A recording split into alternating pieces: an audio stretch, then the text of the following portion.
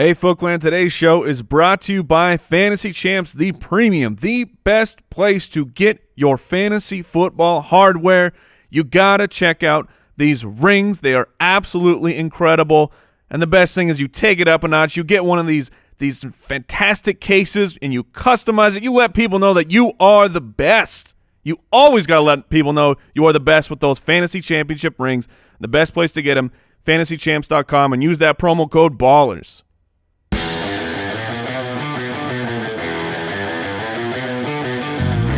Welcome to the Fantasy Footballers Podcast, coming to you from the Playdraft Studios with your hosts, Andy Holloway, Jason Moore, and Mike Wright.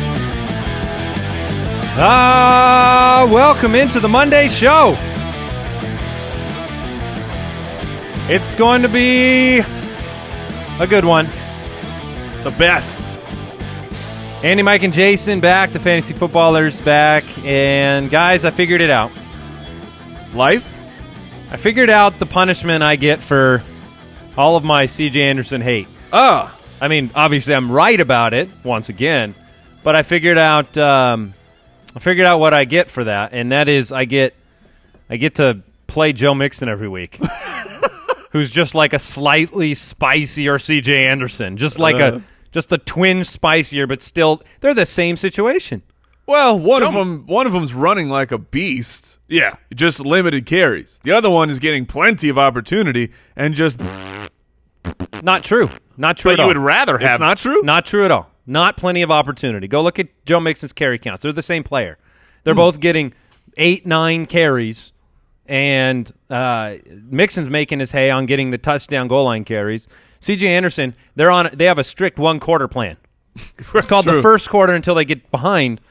I looked at C.J. Anderson. I was like, oh, man, he's got some nice yards per carry. He never had another carry the rest of the game. I'm telling you, 8 for Charles, 6 for Booker. I mean, if you were to watch any Denver Bronco game and you turn it off after, right at the end of the first quarter, you the number just one running back that C.J. Anderson is an absolute RB1. But their offense stinks so much, and they get behind, and they've decided that's not C.J. Anderson. I'm watching this game thinking, why don't you continue giving the ball to the guy who was getting you first downs? Like, I know you're behind, right? But you have to get first downs to catch up. I think one of the more deceptive pieces to the yard per carry equation, like I like yards per carry and like as an evaluator over a long period of time, but one of the more deceptive things is when you have a player come out and they give a 20, 30-yard pop on the first carry, and you look after the game and you're like, why didn't they give him the ball all the time? I'm not necessarily talking about CJ. I know that was like his first carry is 20 yards. But you're like, oh, why didn't they give him the ball the whole game? Because you see that yard per carry when it's not indicative of, like, when they return to the rushing game, it might not have worked. So, but Joe Mixon, no, he lost me a week this week. I played him over DeMarco Murray. I would have, too. I would have, too, if I had that decision. Well, Jeremy Hill went to IR. DeMarco Murray banged up. Murray ended up that offense is finally looking like they can do something. Like, Mariota's healthy. Murray looked the healthiest. It'll be interesting to see second half what happens with him. I almost made him my rising star since I've already traded for him and banked on him being that second half star, but it's nice to see him perform on my bench like that. It's nice to see him actually look healthy. I mean, I pumped the brakes on him last week because he keeps getting nicked up, and they do this ceremonious, we've removed him from the injury report, and then you watch him play, and you're like, that guy's injured. I've seen him play. I've seen him at full strength. He doesn't look like that. And this past Sunday, one of the things who knows, Murray is crazy to predict right now. Pass catching is what made him so safe and like his baseline so high. So it was nice to see 4 for 31 and a touchdown through the air. But yeah, we're going to get into all of the studs and duds on the show today, our rising stars, and we got a good quick question too. I want to break down Drew Brees a little bit. You can find us on Twitter at the FF Ballers. The website's thefantasyfootballers.com. Our community is jointhefoot.com. We invite you to come over there, hang out with us, get an extra show every week, tons of giveaway perks, things like that, and check us out on YouTube as well. That way you can see us these beautiful win faces and lose. Yeah, made for radio. Speaking of losing, Jason, did you realize you lost our Eric Ebron water bet from last week? That's how you win and lose at the same time. That is so ridiculous. So, yes, I made Eric Ebron my start of the week, which you mocked me profusely for, which I was right on, and we decided to make a water bet as to whether or not he would have 3 receptions. Somehow he had a great game for Eric Ebron without getting 3. I qualified it. You did qualify without getting 3 receptions, had a long touchdown because everyone scores a touchdown at the tight end position if you are playing the Cleveland Browns or the New York Giants. It's just locked and loaded. Science. So you'll be getting wet, but with a touchdown. As a winner. I will be getting wet as a winner. Yeah, okay. All right, quick question, guys. Drew Brees, this one comes in off of Twitter. What is Drew Brees the rest of the season? Now, credit to Mike Rodak. He tweeted this out. The Saints ran the ball on 24 consecutive plays in the game against Buffalo. That's impossible. That has not happened in any NFL game since 1989 when I was 5 years old.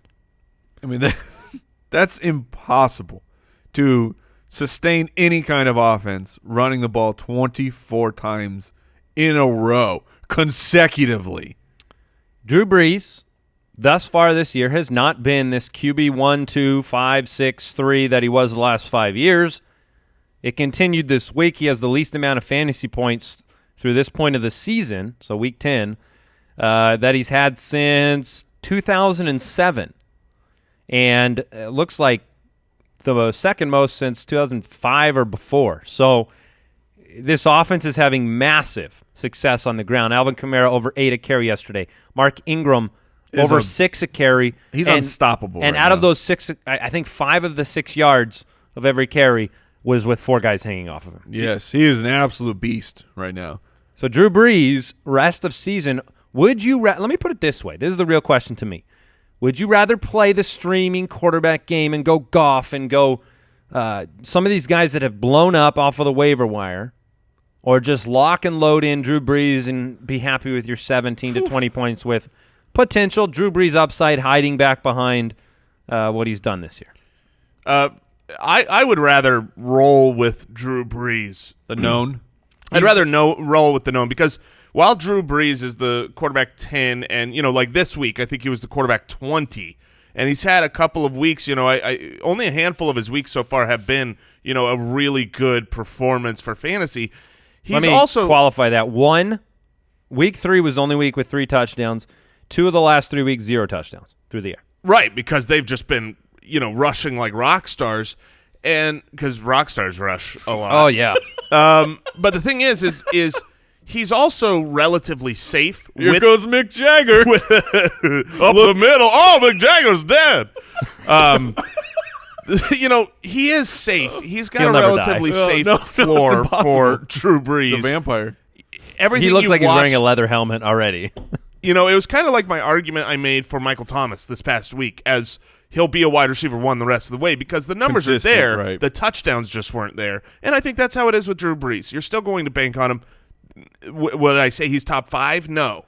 But I would rather have that than take the upside of a weekly start where you go, okay, I'm going to roll C.J. Beathard and you're happy because he blew up this week, or you go, I'm going to roll, Josh McCown or Tyrod Taylor who disappointed this week. I feel like the way that Sean Payton's, how they have those play charts that they hold up in front of their mouth and they're calling the plays into the quarterback. I feel like it just has Alvin Kamara run, Mark Ingram run, Brees throw it to Thomas. Alvin Kamara run. Yeah, that's all you need. That's the rotation. And Michael Thomas, first game over 100 yards, still didn't score. He is a PPR magnifico. Yes. Yeah, he's a stud. And the other thing for the Saints is that Super Bowl-bound defense just absolutely shutting people down. Do you know anybody that would have picked them before the year to be the Super Bowl? Only crazy people would have done that. Brooks, do you remember anybody that did that? A couple people. Okay. Yeah, I remember. A couple people that looked really dumb 2 weeks into the year before they went on a 7-game run. This is how you do a victory lap halfway through the season. Hey. Again, every week. Take what you can. Take what you can. Weekly Rewind. Devonta Freeman, very inconvenient for fantasy owners, decided to leave the game in the first quarter with with a concussion. He got blown up. Yeah, Freeman, you waited all week for him to get back from another injury, and then he got concussed in the first quarter, left you with nothing. Aaron Jones went down, sprained MCL. I got friends that are Packer fans. I got friends that have invested in Aaron Jones. Mm-hmm. And it's one of those things where he could return and become something relevant to this backfield, no doubt about it. But it's one of those things where he hadn't established himself enough where you really wonder how long he'll be out with the sprained MCL, how long it will be before he gets back into a rotation. And then Ty Montgomery left with a rib injury because Montgomery can't stay healthy. And now all of a sudden, Jamal Williams is the lead back. Say it's all on Jamal Williams. He's going to be a hot waiver wire pickup this week. But if he comes in and is just kind of mediocre as he's looked when given opportunity for the most part, once he's given an extended look by the team, he was drafted in front of Aaron Jones. But we have seen that the Packers go, okay, you're playing better. That's what happened with Aaron Jones. He replaced an injured Montgomery and injured Jamal Williams, and he played well enough that they gave him the job. If both of those players miss next week, Monty and Jones, I'm bumping Randall Cobb up. Okay. Because Randall Cobb, Fair. yesterday and in the past, has received carries out of the backfield as kind of the, he would be the passing down He specialist. did it before Ty Montgomery did it. right, before it was cool. Yeah. For a wide receiver to play in the Packer backfield. Exactly. Brett Hundley, hamstring injury in Week 10 over the Bears. Will Fuller cracked ribs. Oh, man. That hit was brutal. Yeah. That's injury to insult, and insult is Tom Savage, by the way. Jacoby Brissett, The insult. is in the concussion protocol week to week. Could see a Scott Tolzien situation there, which is Who do the Colts high alert for the play next week? That's must start in D. I can tell you. Awesome. Do you want to know? I would love to This hear it. information has just been released. Hot off the presses. The Colts, they play no one next week. Oh, Dang it. Jason, you're playing I'm no getting one. 0. You claimed him. I would still start the D against the Colts next Yeah, week. practice squad. Deshone Kizer, rib injury. He came back in. And he had a look. That was the best Deshone Kizer's looked, I think, all year. He still has his Kizer moments, but Kind of like the Eric Ebron scale. Like compared to Right. earlier Kizer, this was the best Kizer But you've seen. He is getting Corey Coleman back. and then as of right now, he's the QB5 on the week. When Kizer shows up, he gives you massive fantasy points. He is not afraid to throw the ball deep. He's not afraid to run. Blaine Gabbert might start for Arizona this week. They take on Houston in Houston. What do we think about him as a streaming option? Against Houston, I'm interested. Very interested. Drew Stanton has a sprained knee. The Cardinals signed Matt Barkley, which should show you that they are concerned about Stanton's availability. Rob Kelley, ankle knee injury, cannot get right. No, he can't. Jeremy Hill on IR. I mentioned it earlier. That means it's a Joe Mixon and Gio Bernard backfield. Jordan Reed, Chris Hogan, Deion Sims, Mike Gillislee didn't play. Gillislee, a healthy scratch. Yep. That's all a right. far cry from week 1. Yeah, it certainly is. But with the passing of Mike Gillislee, someone else has arisen from the ashes. We'll talk about him in a little bit. We will. All right, let's talk about some other players that stood out in week 10. This week's Fantasy Stud Muffins. Nobody was more stud muffiny than King Goffrey himself, 25 for 37, 355 yards and 3 touchdowns. Suddenly, this is becoming what you get with Jared Goff in this offense. I keep waiting. In plus matchups, he He doing just fantastic. looks good. Now, this past week, I watched every touchdown from Carson Wentz on the season and every touchdown from Jared Goff on the season. And the thing that stood out to me was that the weapons, like Wentz stood out more as a passer. And the weapons that the Rams have stood out to me as game-changing weapons. I mean, the amount of yard after catch touchdowns in the equation. Now, that doesn't really mean that Goff isn't playing well. It just means that he was less impressive in terms of how many of his passes went into the end zone compared to, screen passes that Robert Woods took to the house like he did against the Giants last week. But Goff in this game, this might have been the most impressive performance that I've seen from him. With Woods and Watkins and Gurley out of the backfield, I'm just really impressed with this team in general. And now you have to take them seriously at 7-2. And they play Minnesota, New Orleans the next 2 weeks. That's the big question for Jared Goff is plus matchups, dominant. Tough matchups.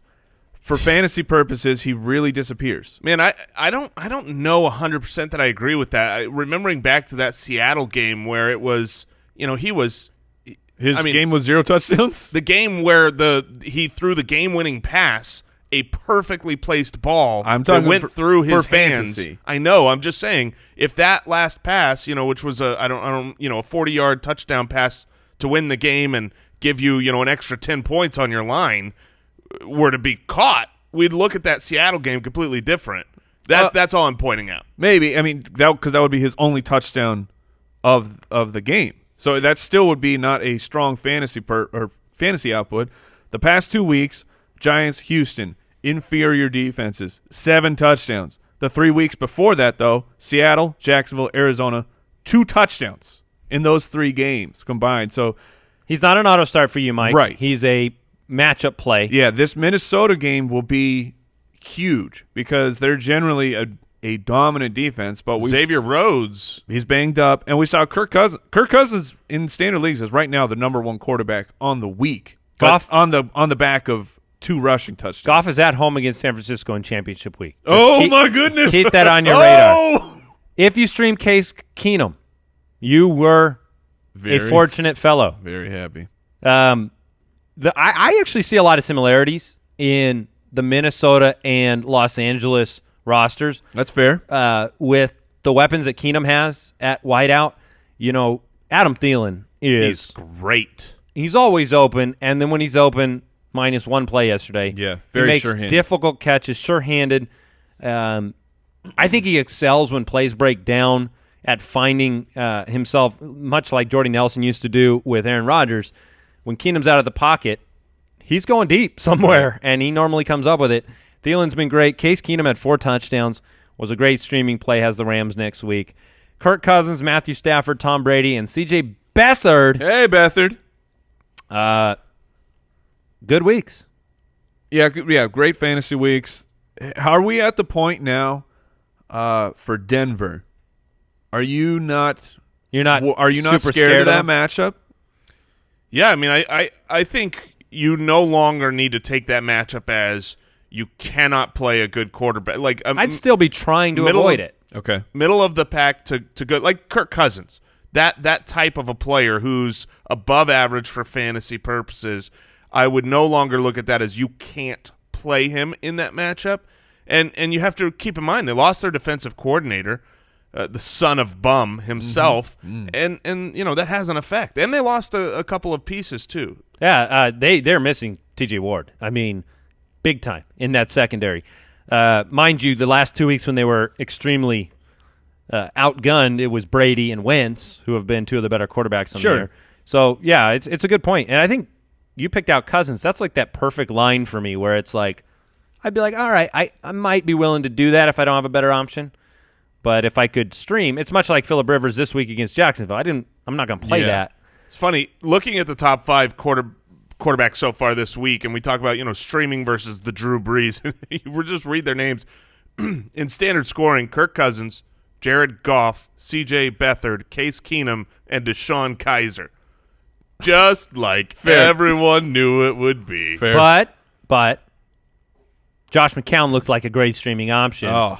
And for the most part, let people down. So the other side of your Drew Brees argument of, hey, play that steady Eddie. And Tyrod Taylor as well. We knew that the Saints defense they've picked it up of late, but it seemed like he should be able to get it done at home, but he did not. All right, quick pause button here. We'll get into the running back studs. I do want to thank today's sponsor. You've heard of them. ZipRecruiter. Look, this was not a hard sell. Are you hiring? That is the question. Are you hiring, and do you want the best candidates? Yep. If you're hiring, you probably want the best candidates, and the best place to do that, it's ZipRecruiter.com. They're more streamlined. They're less time-consuming, Even if you're busy, you can still be smart about the way that you hire. And with ZipRecruiter, you can post your job to over 100 of the web's leading job boards with a click.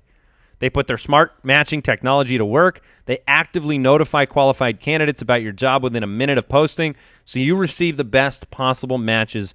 And that's how you do it smart. That's why ZipRecruiter is different. Unlike other hiring sites, they don't depend on the right candidates finding you. It finds them. That's why 80% of employers who post on ZipRecruiter get a quality candidate in a day. That is how you get it done. So find out why ZipRecruiter right now has been used by businesses of all sizes and industries to find the most qualified candidates. Right now, our listeners get the opportunity to post jobs on ZipRecruiter for free. That's right, free. Just go to ZipRecruiter.com/footballers. That's ZipRecruiter.com/footballers. One more time to try it for free. Go to ZipRecruiter.com/footballers. And we also want to thank Omaha Steaks. I want to give a personal thank you to Omaha Steaks for making awesome steaks because they are delicious, as are the caramel apple tartlets. I think that a good tartlet is hard to find. I think the Denver offense, they're too caught up with barbecues and all the, all the Omaha. Omaha. That's Omaha what they're yelling steaks. out? It's steak related? It's all steak related. Listen, the Foot Clan right now can get a deal through Omaha Steaks that's unbelievable. We've all gotten it. It's $49. That's 75% off. And listen to everything it comes with: 2 filet mignons, 2 top sirloins, 2 boneless pork chops, 4 boneless chicken breasts, 4 kielbasa sausages, 4 burgers, 4 potatoes au gratin, 4 of those caramel apple tartlets that are no joke. Kia! 1 Omaha Steak seasoning packet, and plus you get 4 additional kielbasa sausages for free. So throw them in. Go to omahasteaks.com and you enter fantasy. You type fantasy in the search bar. It's a little different than the coupon code. So go to the website, search bar, hit fantasy, and get that savings 75% off. And great holiday gift as well.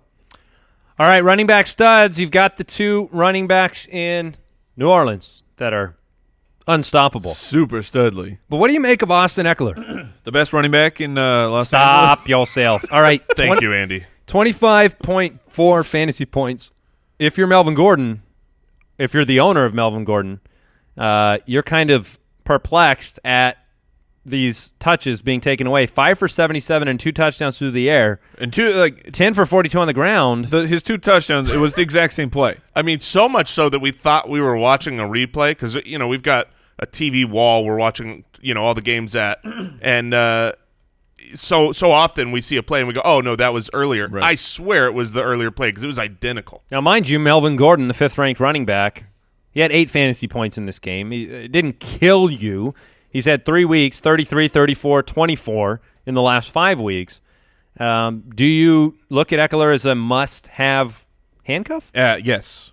He is for me. He's a must-have handcuff. Yeah, if I had Gordon, I would definitely want Eckler because I think what he's shown is that should Gordon go out, Eckler's going to be able to be involved. He really looked like Danny Woodhead out there. Yes. A throwback to the Charger pass-catching awesomeness of the tiny guy that gets it done. Gurley, great performance despite no touchdowns. Isaiah Crowell, 16 for 90 and a touchdown. Hey. Back on the radar, Mike? Yeah. He's been okay. Definitely. Well, I mean, you have to. Jacksonville, Cincinnati, Chargers. Those are his next 3 matchups. Good luck with that. Chargers are not a good run defense. Double digits. Leonard Fournette disagrees. Last 5 weeks for Crowell in half point, 9, 9, 10, 18, 17. Touchdowns in 2 straight weeks. Yeah, the 2 big games is great. And he's a running back. What if Kizer was running out? back too. Would that change your – I mean, do you care? No. Okay. No. Deion Lewis, 14 for 55 and a touchdown, also had the kick return touchdown. Yeah. Or is that one – did he have 2 touchdowns? He had 2 total touchdowns. Okay, yeah. Because one was the the special teams touchdown. I mean, he looks fantastic, and so does Rex Goathead. Yeah, I mean – stop it. I will not stop it. The nice thing about Deion Lewis You're just happy about Burkhead because he scored. Otherwise, he was – I mean, yeah, he's a little bit involved. I think he's a complete mirage. I know we're going to talk about him later, but he's a trap. I mean, a complete trap because it's going to bounce between White and Burkhead and Lewis and, whatever else they want to do. Perhaps. We shall see. Yeah.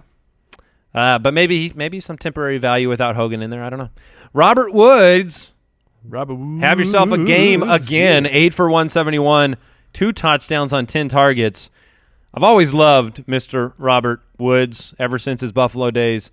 Woods and Thielen were both on the radar this offseason for us as breakout candidates, and Thielen 8 for 166 and a touchdown. I assume that puts Thielen back ahead in terms of the total yardage from the wide receiver position this year. It almost has to. I mean, he was so dominant this last game, and he's been up near the top. So rest of season, Woods, Thielen, and Sterling Shepard, where would you have them on your rest of season rankings? Because Sterling Shepard, career high, 142 yards on 11 receptions, exactly what we thought would happen. They didn't have a wide receiver. I mean, they lost 4 of them. You get one of them back, he's going to get all the targets when you're talented. And I was going to say, he's very good. So those 3 guys. Give me the 3 names again. Thielen, Woods, and Shepard. I would order them Thielen, Shepard, Woods. I know Woods has been just unbelievably dominant. I would do it that way as well. But I still think that the volume is much more guaranteed for Shepard. I would rather bank on that than what we've seen from Woods, who is great. And as far as ranking, I mean, you've got to see all 3 of these guys as weekly, top 25 type starts. Schedule toughens up a lot for Robert Woods. Minnesota, New Orleans, Arizona, Philadelphia, yes. Seattle. 5 and Tennessee. So outside of that beautiful San Francisco Week 16 matchup, I think you're going to see Oh, that's Now, actually week 17. I was going to say that. Oh, it is yeah. 17? That's 17, bro? No. Yeah. Oh. That's correct. That means I'm wrong earlier Yes. Yeah. when we talked about the Goff matchup. Means we're changing it to Wrong for we're playing through week 17 just so I can play golf. wrong for some. Because there are some people out there who are in leagues led by we'll say dumb commissioners, because I want to be kind, that have a Week 17 championship. That's very mean. You always have a way with words, Jason. Thank you. I just remember last year, and as a quick aside here, I remember last year in Week 17 thinking, you know what, I'm not going to be nice about it anymore because it screwed so many people, and it was such nonsense, the players that played and didn't play. It was just Week 17 was a garbage heap of nothing that made sense for the whole season, and then your champion is almost assuredly the guy that should not have won going into that week based on just all of the good players and all of the bad players that were going in Week 17. And I thought coming in to 2017 and beyond, I'm going to rail against Week 17 championships until everyone has changed. So there you go. Most people, when you yell at them, they'll change right Yeah, away. yeah, They'll change helps. right away. This is fine. I'll stop there with my thoughts. A.J. Green, Chester Rogers, Golden Tate, Brandon LaFell, Juju, 5 for 97 and a touchdown. A star is born. Good player. Emmanuel Sanders was unstoppable in the first half yesterday. 6 for 137 on 11 targets. Demaryius Thomas scored again. Is there anybody from that group that you want to give some fantasy advice to or about? I just want to tip of the cap. Golden Tate is dominating. The last 4 games, he has not been below 86 receiving yards. I mean, his stat line for a month straight has been absolutely Fire. incredible. Absolutely. Robbie Anderson, 4 for 85 and a touchdown, continues to do it. A little bit of the garbage, but that's all right. I don't hold that against him because he basically did it on 2 consecutive drives. He was just like a tiptoe out of bounds on the drive before. Right. Look, when push comes to shove, Josh McCown throws deep to Robbie Anderson, and it's working out more often than it's not. Marquise Lee, 6 for 55 and a touchdown. I know we're going to talk about him. Mm-hmm. Let's not forget Larry Fitzgerald and what he did with Drew Stanton on Thursday night. Michael Thomas, we mentioned him. And Diggs, welcome back. 4 for 78 and a touchdown. Yeah, it's good to have you back, Diggs. Tight ends, Jimmy Graham, 2 touchdowns this week. Jermaine Gresham, those are the Thursday night guys. Garrett Selleck. Look, you know, the advice was coming into this week was a tight end has scored against the Giants 9 straight weeks. And it was like, okay. 9? It was 9. So now it is at 10. And Garrett Selleck looked like he was athletic compared to the Giants' defense. Well, they run at about 25%. They right have now. given up. They really have. And you hate to say that because you know there are players on that defense that haven't. Right. But one of them that has is Janoris Jenkins. I mean, back from the suspension, just had his rear end handed to him by Marquise Goodwin, couldn't tackle Garrett Selleck on that play. That dude is donezo. Yeah. as is Bob McAdoo soon. Yeah, I think they keep agree. McAdoo in place because they want to secure the number 1 pick. That's the best way to do it. Austin Hooper got back in the end zone. Evan Ingram scored for a 4th straight week. Yeah. I love that. He's been one of the most reliable tight ends in fantasy this entire year, which is strange for a rookie. But he's great. Also, for next week, if you have Travis Kelce, he will be playing the aforementioned New York Oh, that's an Giants. automatic. One good. per half. Just bench the rest of your team and gloat at your Just one play player, Kelce only? your one player victory. Jordan Reed sat, and Vernon Davis was great again, 7 for Davis, 76. If Jordan It's been Reed, incredible. Yeah, Vernon Davis has been great even when Jordan Reed's been playing. Right. But when Jordan Reed is out, he's just too important to Kirk Cousins. 7 for 76 on 11 targets as a tight end that you could get off of waivers this past week. Play him. Raising Cane's Rising Stars of the Week. It's a Marquise thing. We got Yeah. going on in the Rising Stars this week. Mine is Marquise Goodwin, one of my favorite starts heading into the week because of the matchup. Marquise Goodwin has wheels, my friend, and this performance became all the more impressive when he revealed on Twitter that he and his wife had just lost. Her pregnancy ended, and they had a miscarriage, and he played in this game, and he put up an incredible performance, and hearts and thoughts and prayers go out to Marquise Goodwin. In terms of fantasy production, look, he's the only show in town in San Francisco, and that's a team that's trying to figure out what they're going to be doing next year, and Goodwin has impressed. So with no Pierre Garçon, I think Goodwin's he's a wide receiver 2 candidate every single week. Yeah, I can agree with that. And he's getting it was coming into the week. He had the 12th most air yards and the strange red zone targets that right. Even though he wasn't converting. That's them. the thing. I mean, you combine a guy with that kind of speed, getting incredible amounts of air yards, and then he becomes the top target in the offense. I mean, he's going to be sneaky good now for the rest of the year. He only had the one reception. I get it, but he's a great DFS play as well because I don't think there's anybody in the league like the best defenses. They're not as fast as him. I mean, you're talking Olympian speed, and so he can get behind. You always look and you go, man, that defense fell asleep. No, they didn't. They ran as fast as they could. Goodwin gets behind him. Now they don't have the best quarterback. I think in either of their quarterbacks to get him the ball, but they can get it done, and so it's kind of that you shoot for the moon play. And Garoppolo offers some possible upside. I don't think he's going to be worse than Beathard. So if he's the number 1 target and Garoppolo's out there, they even hand Goodwin the ball on end arounds every once in a while too. So it's somebody to pay attention to. It's interesting. Both Goodwin and Woods coming out of Buffalo. I mean, and both of them while they were decent players, they were useless for fantasy purposes. Both of them escape the clutches of the Bills, and as soon as you escape, you go to great stardom, like what has happened with Sammy Watkins. Hey, he's useful the past couple of weeks. All right, so Marquise Goodwin. Who do you have, Mike? I'm going with Marquise Lee. I think he's still under the radar for a lot of people. And here's his past 4 games: 83 yards, 72 yards, 75 yards and a touchdown, 55 and a touchdown. I mean, he looks fantastic. I know he apparently is banged up. He's missing practices and everything, but that's not stopping him from being an absolute wide receiver stud. for the Jacksonville Jaguars. Yeah, thank you, Jacksonville Jaguars. But 3 of the past 4 weeks over double-digit targets. This is the guy that Blake Bortles is going to when he has to throw. When Tom Coughlin and crew allow Blake Bortles to throw, he's hyper-targeting Marquise Lee. I should add, Allen Hurns is on crutches. So Allen Hurns, he may be missing some time. And, tip of the cap. I mean, if you didn't see the Allen Hurns play, it's at the end of the game. The team is scrambling to try and tie. I believe it was tie the game.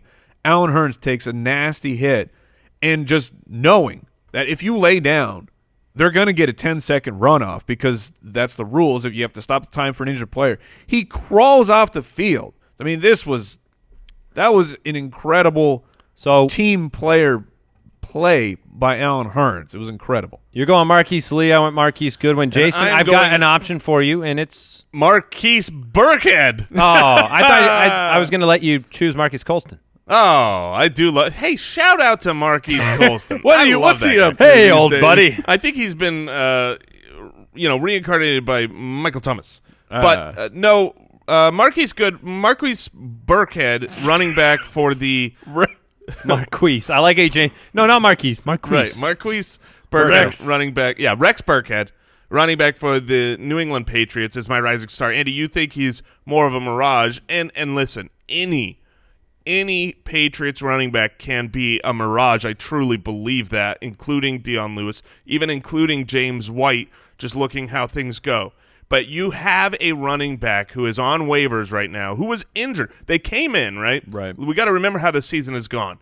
Week 1, everyone was freaking out because Rex Burkhead got the first carry of the season for the Patriots, and then Gillislee ended up with the triple touchdown game, the touchdown the next game, and it looked like, okay, well, that battle's been won. It's Mike Gillislee. But Mike Gillislee has disappointed from that point on. Rex Burkhead was injured for the major chunk of the season, and when Burkhead has gotten back, he's gotten more and more and more involved, and he is he's what Bill Belichick likes, a multiple threat running back. He can catch the ball like a wide receiver, like Gillislee can catch the ball, but he doesn't run routes and doesn't have the hands that Rex Burkhead has. He can pretty much be a wide receiver. Gillislee doesn't help on special teams the way that Burkhead does, and we saw that with Burkhead blocking a punt. 2 weeks ago, Rex Burkhead led the Patriots in receptions. He's involved in the game, and now this week, a healthy scratch for Mike Gillislee says to me that they think James White, Dion Lewis, and Rex Burkhead are the trio that can do it all. They can be involved in every facet of the game, and in passing, in rushing. And if you look at the last 2 weeks, I mean, James White's kind of been this sure thing. James White, over the last 2 weeks, has had 3 rushing attempts and 8 receptions, whereas Rex Burkhead has had 14 rushing attempts and 10 receptions. He's been more involved in both the rushing and the receiving game. I think Rex Burkhead is a guy where, even in deep leagues, he's still on waivers. You could pick him up, and he could end up being a startable asset. That's my case. What say you, Andy? Sure. It's like I wasn't listening. No, to you, I was listening. It's a compelling argument that we've made for 4 different running backs on this roster this year. I don't disagree with the fact that he could have a good week anytime. I wish that I could push a button and we'd never talk about the backfield for the entirety of the year. I know we need to. I know it's great to say, hey, grab a guy. I want to find any other option under the sun to bank on. Even with James White, I feel like it's disrespectful to James White that he's never made it into the Rising Stars, because I know Dion Lewis has been there. I know Rex Burkhead's been there. I know Mike Gillislee's been there. And here's James White just catching touchdowns every other week. So, look, you could be absolutely right. It's a compelling case to compare James White's numbers to Rex Burkhead's numbers over the last 2 weeks. I still think that at any moment, it could be a different guy. And that's the game that you play with the Patriots running backs. And let me put it this way. Would you be willing to start James White on a week-to-week basis? Usually I would not. If I'm in a full PPR as a flex, sure. Okay, but Burkhead? Right now I would be willing to start him. Dion Lewis? Definitely. Okay. So it's just one of those things where I do agree that maybe the value's a little higher on Burkhead, maybe a little more predictable with Chris Hogan off the field, Amendola banged up. I'm not banking on it for my fantasy playoffs. Yeah, and I get it. Just the last thing I'll throw out in Jason's favor, Rex Burkhead played over 51% of the snaps, and while that seems like a small number from what you want from a running back, James White, 15%, Dion Lewis, 30%. I mean, this Rex Burkhead is just – he's trending up. So how do you account then from a philosophical standpoint? Because all the statistics were 100% like that for Mike Gillislee, right? All the percentage of snaps and all of these things where he was valuable. How, other than just looking at trends in the last couple of games, how do you account for the unpredictability of the backfield for a team like that? Because you don't get to see the kinds of drop-offs that you got with Gillislee or other players. That's the reason. Like James White, right? He went to 15% last week, previous weeks, 50+%, 60+% of snaps. if you just look at those numbers, the 60, 70%, and you don't consider the history of this team, then you're surprised by the James White play this week with 15%. Right. I think that's the reason where I brought up the multiple threat. The fact that he can play special teams means But that doesn't count for fantasy. No, but it counts. What I'm saying is for the Patriots, from Bill Belichick, I want this guy active. I want him in my lineup. I want him involved. They always have used guys like that, Danny Amendola, and Brandon Bolinen's used in special teams. That doesn't guarantee you snaps on the offense of that week's game plan. No, but considering that that Mike Gillislee wasn't active, it guarantees that you're in the game. And my point is, I think we could see a trend here where Gillislee is left behind and the three-headed beast take over. And I think if there's any team out there that has enough fantasy points to be scored by pass-catching running backs, it's the Saints to support a three-headed monster, it would be the Patriots. All right, Marquise Lee, Marquise Goodwin, and Rex Marquise Burkhead were our Raising Cane's Rising Stars of the Week. Remember that game day tastes better with Raising Cane's tailgates full of fresh, 24-hour marinated hand-battered chicken fingers and fresh brewed sweet tea. Visit raisingcanes.com to find your nearest location. I think I just decided that's where I'm eating lunch today. So we'll have to tweet that out. Let's move on. Let's talk about some of these disappointments. We have to. They make us do it. Pooped in his big boy pants. Executive decision, by the way. Who are they? They? The peoples. The peoples. They want us to, mourn with those who mourn. And look, that's why I'm making the executive decision to talk about the running back poopers first. Oh. Because LaShawn Shady, my friend, you've cost me 2 consecutive weeks. Yeah. 2 straight weeks where I would have won if you could have just given me something special. Now, this game started, first drive of the game, he had 4.5 fantasy points, which basically surpassed last week. And I'm going, here we go. We're back, baby. 8 for 49. 3 for 11 through the air. I felt like they never had the ball. I mean, 24 consecutive rushing plays by the Saints at some point. I mean, that would explain it, that they did not have the time. Adrian Peterson, 21 for 29. Okay, here's a good question for you, Jason. Doug Martin. What are you possibly doing with Doug Martin the past few weeks? I mean, he's getting carries. Yeah, I mean, he had 20 carries. for 51. 20 carries over there. Is what you dream of. I mean, fantasy, you're looking for volume, and in a matchup that was a winnable matchup, to get 20 carries and only come out of there with 51 yards. Adrian Peterson should be so lucky. Right, exactly. So, look, you're holding on to Doug Martin and hoping he can get it together. I think you keep starting him because 20 carries. I mean, if you get 20 carries, it's rare that you're going to have 51 yards or fewer. And so not for Martin, because that's the second time this year that he's done that. Martin, Peterson, McCoy, all suffering the same fate right now. Offenses that can't move the ball, right? Like, what makes Ingram and Kamara so amazing is every time you refresh your phone, they're in the red zone. You're not stacking the box against Mark Ingram and Alvin Kamara and saying, we're going to make Drew Brees beat us. Yeah, I mean, you're talking about it's Drew. What a bum. It's Drew Stanton, Ryan Fitzpatrick, and Tyrod Taylor. They're not moving the ball. And so if you can't move the ball down the field, this was a complete fantasy mess in the Jets game. Just a disaster from both sides of the ball. And you suffer because of it. So Jerick McKinnon. Oof. 10 for 32, 2 for 15. This is going to happen from time to time. Sure. The way the game goes. You certainly, in a game where they scored that many points, you expected more from Jerick McKinnon. But Case Keenum had 4 touchdown passes. That was a little bit anomalous from what we expect from him. And then the one goal line carry. Now, he split goal line carries. It just happened that Latavius Murray got in on the second of his. McKinnon was stopped at the 2, and they threw the ball to Diggs on the next play. I still like McKinnon rest of the season, but he's going to have the ability to disappoint you from time to time. Talked about Gordon a little bit. Talked about C.J. Anderson a little bit. Stay away from the Denver backfield. I don't care what my cohorts here tell you. There's 3 guys in a bad offense. Just stay away for now. I don't care if you hold them. You can listen. You can hold them. That's fine. Tyrod Taylor, Drew Brees, Dak Prescott led you down at the quarterback position. Dak Prescott was running for his life, guys. Listen, the pooped in his big boy pants section has to be Chaz Green. If you don't know who Chaz Green is, Who cares? You won't know about him anymore after this he week. was the left tackle replacement for the Dallas Cowboys, and what happened to Dak Prescott was not fair. He had to play with 4 offensive linemen and a big hole on the left. You have a new Atlanta Falcons record of 6 sacks from one person, and there was another sack from a different person from that spot. I mean, it was like I was playing left tackle for the Dallas Cowboys. Yes, Dak Prescott sucked, but I think if you didn't watch the game, I want to ease your fears a little bit in the sense that if Tyron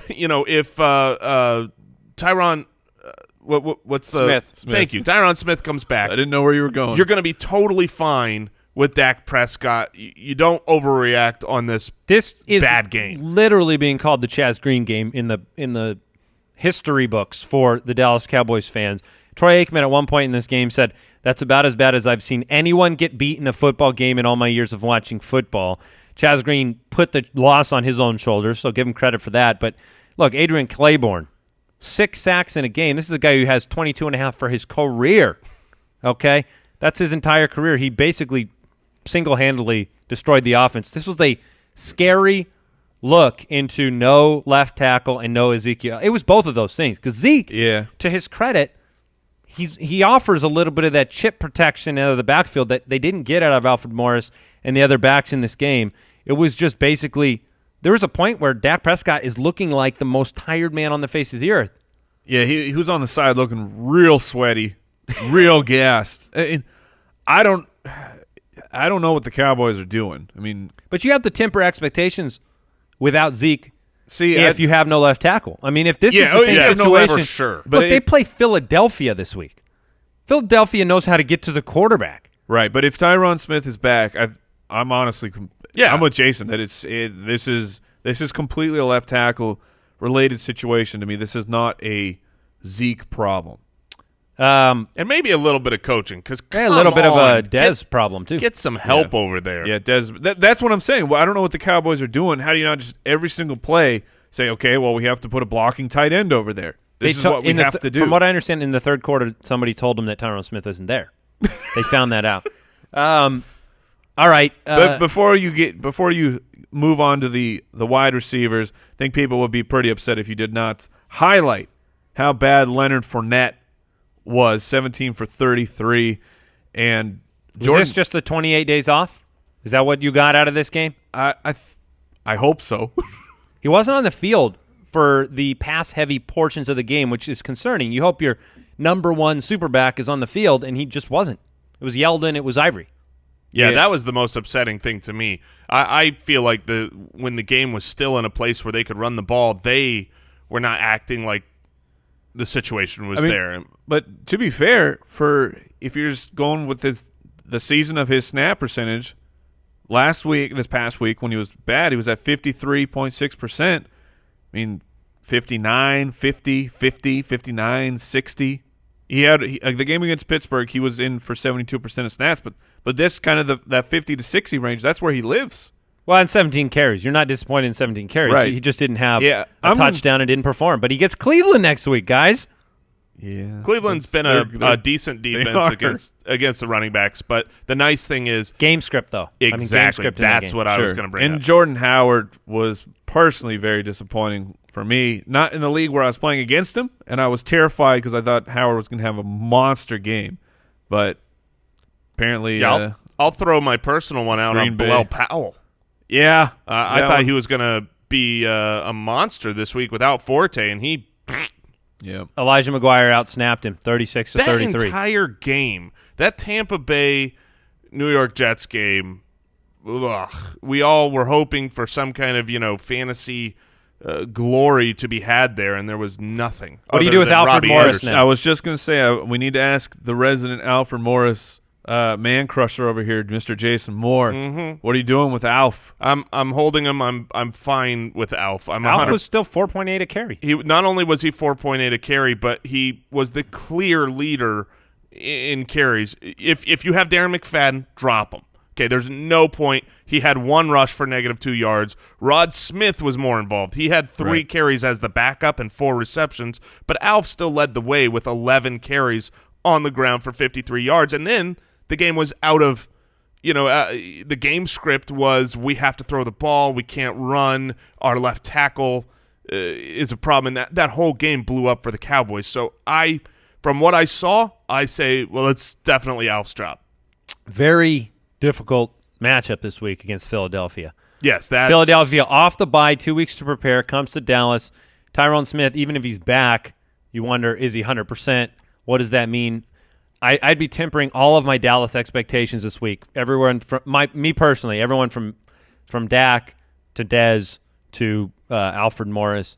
And this is one of the reasons why, we told you don't look at the McFadden, Alfred Morris situation as this auto win for you if you manage to snag these guys on your team. There's just no way for, even if you guess right, for the way that this offense works with Zeke, it's just not going to be repeated, in my opinion, with Alfred Morris. So you spent the whole the whole season waiting to start him, and then you got let down. Yeah. Wide receivers, Antonio Brown. I do have to make a shout-out real quick to Pro Football Reference. Fantastic website. Yes. Absolutely fantastic. We frequent them daily to get – After work, we head over there. And No, for drinks. If you're looking for any kind of football data, check it out, Pro Football Reference. They have Antonio Brown with 3 receptions on 0 targets. Incredible. Yeah. He's that good. I've never seen that happen. 0 targets. So your shout-out was a shame-out? Yeah, really, but they're still great. This is very funny to pull up his profile and see 0 targets, 3 receptions. 3 receptions for 47 yards on actually it looks like 7 targets. People are frustrated on Twitter. I've seen some frustration with Antonio Brown. Yeah, well, you look him. at Indianapolis and the matchup and the circumstances and the situation, and yes, they pulled the game out. But hasn't scored in a couple of weeks, only 3 touchdowns on the season. I think it's Big Ben Roethlisberger. Now, look, he's the second-ranked, I was going to say, go get him. Yeah, he's had some massive games. But that's what I'm bringing up. People are disappointed. The yardage the past 3 weeks is not what you're hoping for from Antonio Brown, 65, 70, 47 receiving yards. How many touchdowns? How many times this year has Big Ben thrown for more than 3 touchdowns? 3 or more touchdowns. In a game? Yeah, 3 or more. I'm going with none. Yeah, 0. No games this entire year with 3 touchdowns. That's not normal Big Ben. Big Ben ends up where he ends up on the fantasy rankings at the end of the year most of the time because he has 3 or 4 of these games where, what did he have? Consecutive 5 touchdown games? A couple years ago. But even then, you get a 4 or a 3. He's had games with 0. He's had 1, 2, 3, 4 games with just 1 touchdown. He's not playing well. The schedule coming up, if you look at it, Tennessee, Green Bay, those are good matchups. Couple of difficult ones with Cincinnati and Baltimore, and then in the playoffs for your semifinals and your championship matchups, you've got the New England Patriots, who have been great to pass on, and the Houston Texans, who King Goffrey just tore them apart.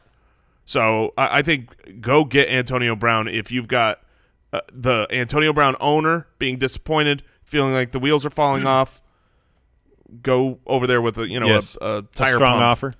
offer. Marvin Jones. Oh, classic Marvin Jones. 1 for 22 against Cleveland. You buy in. Right when you think he's reliable. He says, gotcha. Come on, Marvin. Does it change your moving forward opinion of Marvin Jones? Last week he was you got to start him. Is he still there, or is this? Yeah. Are you hurt? Are you painfully hurt? I definitely think that Marvin Jones is a guy that you can start going forward. That being said, Chicago, Minnesota, Baltimore, not the best matchups coming up.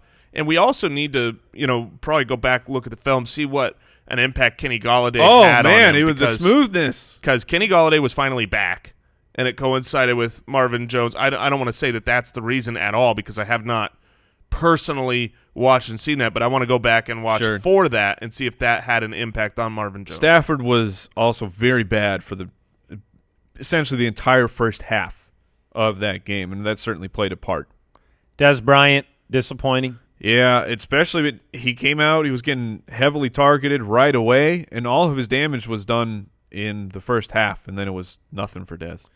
T.Y. Hilton. Yeah. Back to the back and forth of T.Y. Hilton is extremely fun for fantasy owners. Certainly. Ted Ginn, Mohamed Sanu, disappointing weeks. I was just going to say, T.Y. Hilton's, if you look at him with Brissett, he has only had good games in the most juicy of matchups. If it's a difficult matchup, whoa! Breaking news. I love it. Came out just a couple minutes ago, but it's very unlikely that Devonta Freeman plays next week. Ooh. Very unlikely to play. Second concussion of the year.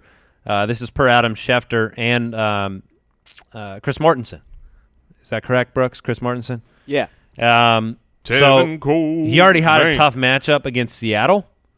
So I think because of the matchup, I probably am less enthusiastic about spot starting Teron Ward in some deep league because Seattle is tough. So it is Tevin Coleman's backfield for a week. Most likely you can monitor that. We'll let you know what's going on. Let's move on to tight ends. I know we're running towards the end of the show.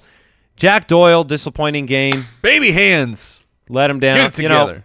Welcome to the tight ends. I mean, Hunter Henry almost oh, man. so close. Oh. That was the wrong button. That was definitely the wrong button.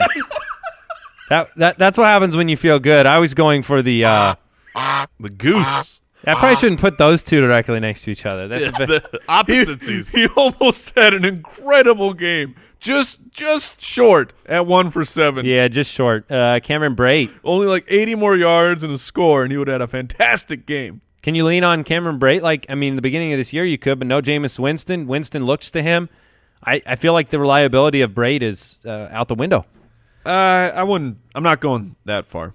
Couple bad weeks in a row? Yeah, 2 weeks in a row where he's got one catch for 10 or fewer yards. That is... I'd be avoiding pass catchers. That's good. Pass catchers over there. Not named Mike Evans? Not named Mike Evans. I mean, this week D-Jax had an okay game with the absence of Evans, but that team right now, while their defense kind of bounced back and showed a little something, 6 for 82 for Deshaun Jackson. Charles Clay did not come back with a vengeance, 2 for 13. Tyler Kroft only 1 for 4. So it was a week where hopefully if you were a Tyler Kroft streamer, you played Charles Clay, or if you were a Cameron Brate player, you played Hunter Henry. You played against them. Sorry, yeah. I mean, so you had a couple of maybe washout poopers. Yeah. Yeah, the old wash. Just wash it out. The poopers washed out. Wash out. Well, no, it's just if you pooped your pants and now you've got dirty pants, you're gonna feel a lot better if the guy next to you also has poopy pants. If you're in a room with poop pals, poop pal. If peeing your pants just makes you cool, they consider me Miles Davis. Well, that was actually the funny thing. I streamed Josh McCown in 2 leagues. The 2 leagues I streamed Josh McCown in. Oh, please tell me where you were against Fitzpatrick. No, one I was against Dak Prescott. They scored exactly the same amount of points. The other league I was against Drew Brees, and they scored exactly the same amount of points. So I got lucky in that situation where Josh McCown had the last-second touchdown to Robbie Anderson, and then my opponents did not, they didn't start C.J. Beathard or Jared Goff. Yeah. All right, so Monday night game tonight, the Dolphins, the Panthers. Look, this is an important game for the Panthers, trying to keep pace with the Saints. Damian Williams is supposed to play in this game. Jay Cutler, Kenyon Drake, Landry Parker. Do you expect the Dolphins to be able to keep pace with the Panthers? Panthers are 9-point favorites. Final thoughts about this game before we close out the show? I don't think it's going to be good for the Dolphins. I'm really excited to see. I agree with you. I expect it not to be a very productive offensive output for Miami, but I'm really excited to watch it and see if with this new backfield focused on pass catching from the running back position, if that can kind of open things up for Cutler. And I think there's a chance it could. I'd be looking to see if any players named Marquise perform well in this game. Oof, Marquise, watch out for Marquise Drake. Okay, very fast. I really like him. You like him out of the backfield? I liked him coming out of college. Draft.com/ballers. Come play with us. DFS every week. Goodbye. Thank you for listening to another episode of the Fantasy Footballers Podcast. Join our fantasy football community on jointhefoot.com. And follow us on Twitter @TheFFBallers.